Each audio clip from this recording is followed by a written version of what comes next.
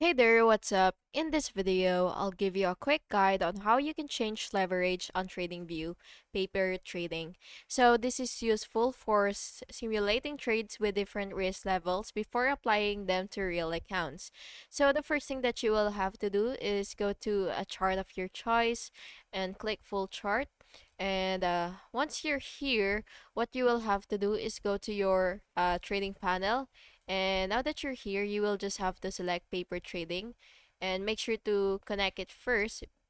So yeah, once you've connected your trading panel, basically what you will have to do is you will just have to access account settings. So yeah, make sure that you already have your account. So anyway, once you've already activated all that stuffs, you will just have to go to your settings, and once you're here, what you will have to do is you will adjust the leverage. So you should look for leverage. As you can see, this is our leverage. So you will select your desired ratio. So yeah, it really depends on you, honestly. So just adjust all of this to your liking, and once you're satisfied with what